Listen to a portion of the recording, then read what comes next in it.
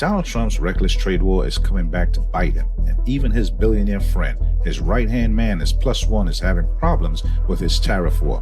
When even your billionaire friend starts bailing, you know it's bad. Tesla's pulling production out of the US, and the fallout is massive. We're talking billions. But this isn't just about one company. If what's happening behind the scenes is true, it could spiral into something much bigger. Trump is now backed into a corner. Let's break it down.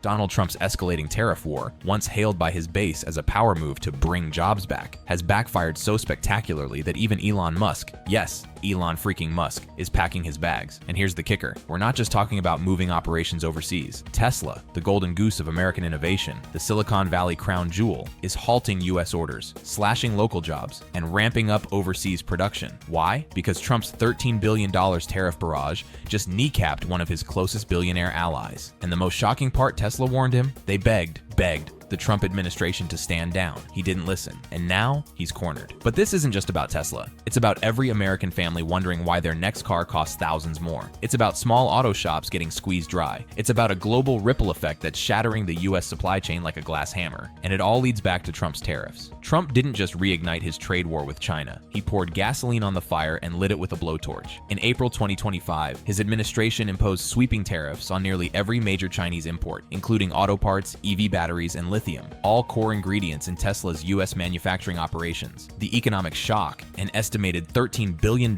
in costs hammering American supply chains. For Tesla, the results were catastrophic. Orders for US-built Model S and Model X vehicles in China halted. Why? Because China hit back, slamming US-made cars with retaliatory tariffs of up to 125%, rendering these models economically unviable in one of Tesla's biggest markets. Here's the proof. Let that sink in. A flagship American automaker is canceling orders, not because of demand issues, but because of a trade war waged by the very president who once promised to protect US industry. And the pain doesn't stop there. Tesla's energy storage division, responsible for Powerwall and Megapack, is drowning in red ink. Why? It relies heavily on Chinese-made lithium iron phosphate cells, now slapped with US import tariffs as high as 145%. That's not just a bump in the road. That's a brick wall at 90 miles an hour. Tesla CFOs have called the impact on margins outsized, and despite a record deployment of energy products this quarter, profitability is tanking. So how did the smartest businessman in the world not see this coming? Oh, but he did, because Tesla told him. Tesla actually wrote a letter to the Trump White House. Don't do this because it's going to cause significant damage to Tesla.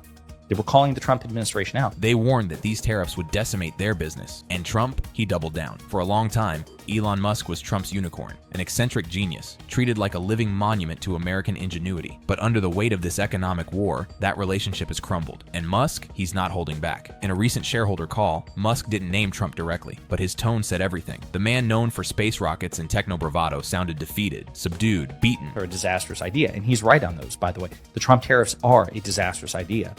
But it's also clear, based on his relatively humble tone, the audible defeat, he's lost current. And you want receipts? Tesla's Shanghai Gigafactory, once considered a supplement to US production, is now becoming the main hub for international exports, especially as the trade war burns bridges across the Pacific. More on Tesla's localization strategy. Musk is quietly shifting operations away from US soil to protect the company, and in the process, undermining Trump's core economic promise, American jobs. So while Trump rants about America first, Tesla is putting production first, and America, well, somewhere far behind. And if you think this is just about Tesla, Ford, GM, and even Toyota's US plants are warning that incoming Chinese parts, the lifeblood of assembly lines, are about to get way more expensive. But this car has foreign car parts. And so ultimately, while this car as a fully assembled vehicle would not be tariffed because it's not coming across the border, the parts that are coming across the border to make this vehicle, those parts are going to be tariffed, and ultimately that gets passed down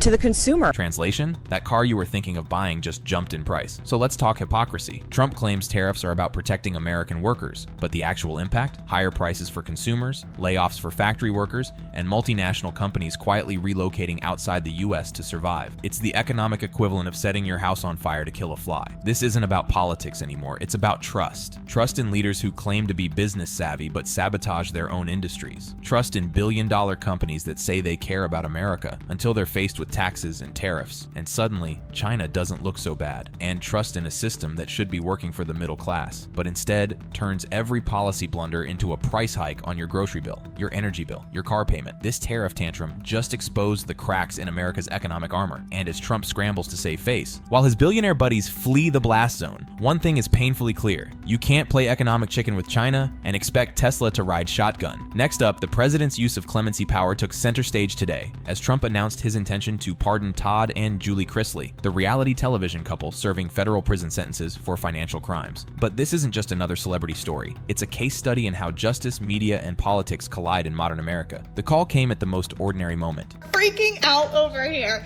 Well, I have shed so many tears.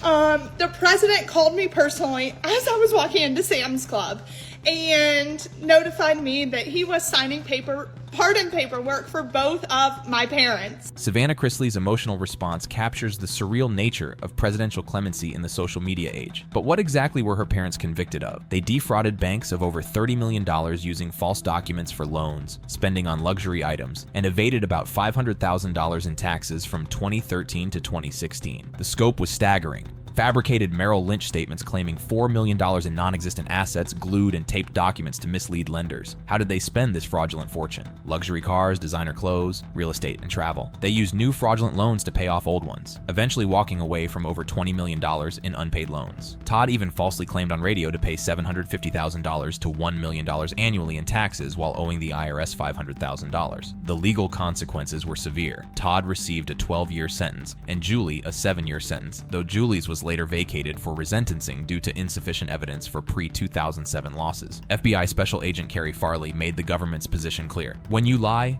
cheat, and steal, justice is blind as to your fame, your fortune, and your position. But presidential pardons can override even the most emphatic FBI statements. Trump's decision comes after Savannah Chrisley lobbied extensively, speaking at the 2024 Republican National Convention and appearing on Fox News. The strategy worked. Trump described their treatment as pretty harsh and expressed hope to finalize the pardon quickly. The timing raises questions about justice and celebrity influence. Their convictions were upheld in 2024 by the U.S. Court of Appeals for the 11th Circuit, suggesting the legal system had thoroughly examined their case. Yet presidential clemency operates outside traditional judicial review. What does this mean for similar cases? The Chrisleys join a pattern of high-profile pardons that Trump has, characterized as correcting injustices within what he calls a weaponized justice system. Critics argue it demonstrates preferential treatment based on celebrity status and political connections rather than legal merit. The public reaction reflects America's divided perspective on justice and celebrity. Some view this as correcting harsh treatment of reality TV personalities who brought entertainment to millions. Others see it as undermining the principle that financial crimes carry serious consequences regardless of fame. For the Chrisleys, it means freedom and a clean slate. For the American justice system, it raises enduring questions about equal treatment under law and the power of presidential clemency to override judicial decisions that courts had carefully considered and upheld. Next up, what happens when the world's richest university refuses to bend to federal demands? The Trump administration is seeking to cut up to $100 million in federal contracts with Harvard University, escalating a funding war that has already frozen billions in grants. This isn't just about money, it's about who controls American higher education. The conflict erupted when Harvard did something unprecedented. It said no. In April 2025, the administration froze between $2.2 billion and $3.2 billion in federal grants and contracts after Harvard rejected demands to alter admissions practices, conduct diversity audits, and stop recognizing certain student clubs. The federal government is freezing billions of dollars in funding to Harvard University. So here's what's happening. This follows Harvard's decision to reject a list of demands from the Trump administration over school policies and leadership.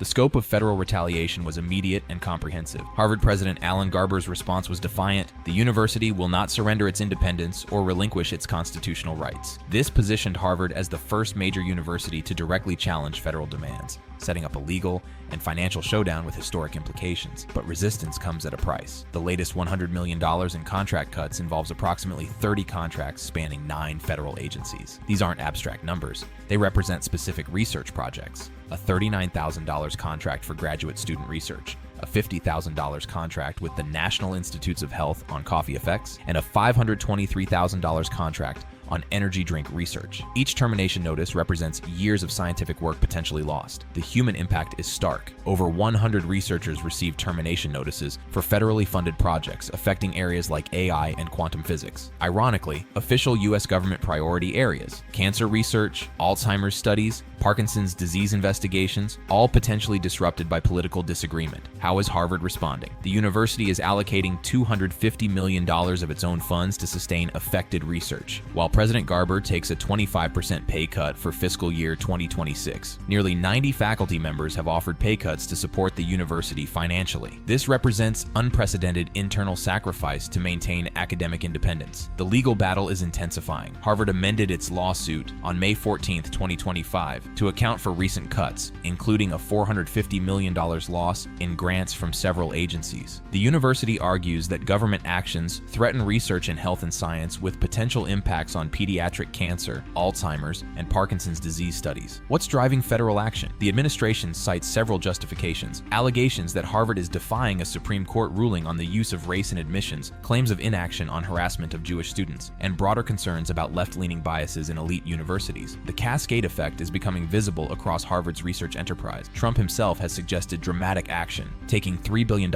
in frozen grant money from Harvard and giving it to trade schools. This represents a fundamental shift in federal education priorities, redirecting resources from elite research universities to vocational training. The broader implications extend beyond Harvard. Other elite universities like Columbia and Ohio State are also facing funding cuts, indicating a systematic campaign against higher education institutions. This raises questions about academic freedom and the potential chilling effect on research and innovation. Public opinion remains divided. Supporters view the cuts as dismantling an elitist stronghold, arguing that over $3 billion in funding frozen and contracts terminated suggests Harvard's grip on academia is loosening. Critics worry about the administration's use of funding as a tool to exert political influence over academic institutions. The financial reality is complex. Harvard has a $53 billion endowment fund, but donors have put restrictions on how they can spend their money, and a big portion of investment income goes towards student financial aid. The cuts create genuine operational challenges despite the university's vast wealth. Happens next, Harvard has sought to borrow $750 million from Wall Street to ease potential funding crunches, while legal battles continue in federal court. The outcome will likely determine whether universities can maintain independence from federal political pressure or must conform to government ideological demands to receive public funding. For American higher education, this represents a watershed moment. The world's most prestigious university is testing whether academic freedom can survive when government funding becomes a weapon of political control. Next up, how do you screen a million dreams? The Trump administration has paused new student visa appointments as of May 27, 2025, preparing for expanded social media vetting that could fundamentally change who gets to study in America. This isn't just immigration policy, it's a technological revolution in how government scrutinizes foreign students. Secretary of State Marco Rubio's directive was immediate and comprehensive. All U.S. diplomatic and consular posts must pause scheduling new interviews for student and exchange visitor visas. The pause is temporary, with further guidance anticipated in the coming days, but the implications are permanent. What exactly will this new screening involve? Reports suggest examining applicants' posts,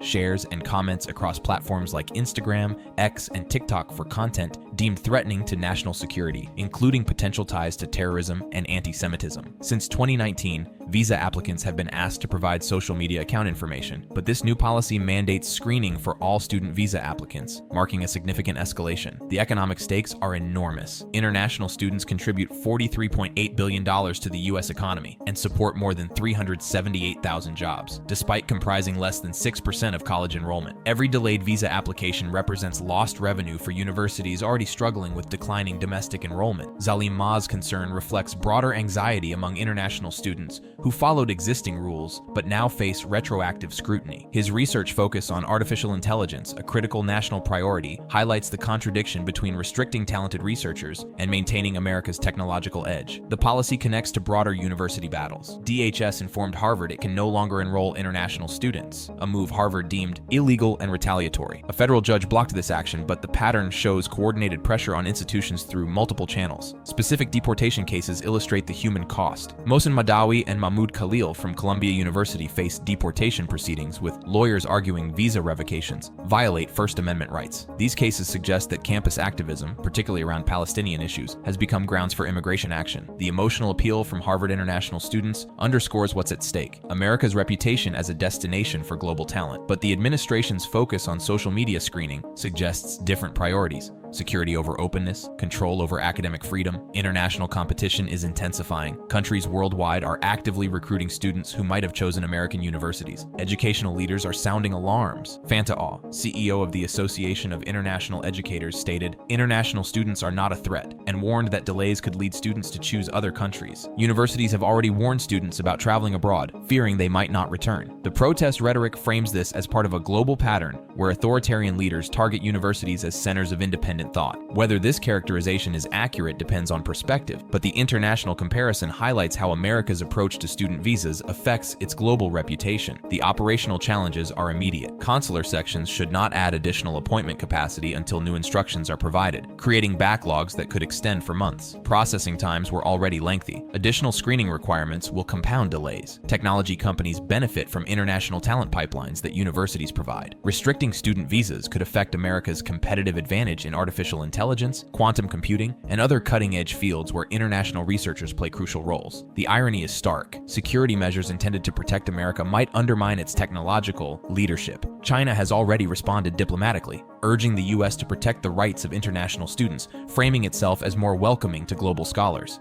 This represents a significant shift in soft power dynamics, with traditional American advantages in higher education becoming points of international criticism. The strategic paradox is clear. Measures intended to protect America from foreign competition might actually accelerate it by driving talented researchers to competitor nations. Brain drain could become America's loss and other countries' gain. For universities, the financial implications are severe. International students typically pay full tuition, subsidizing domestic students and research programs. Harvard alone could lose over 25% of its student body if international enrollment drops significantly. Smaller institutions without Harvard's endowment might face existential threats. The policy's success depends on implementation details that remain unclear. How exactly will social media screening work? What content triggers rejection? How long will additional vetting take? These operational questions will determine whether the policy achieves security goals or simply creates bureaucratic chaos that deters legitimate students while missing actual threats. As America waits for further guidance, international students worldwide are reconsidering their educational choices. The land of opportunity is adding conditions to opportunity, and the long-term consequences remain to be seen. Click on one of the cards on your screen to see more videos like this.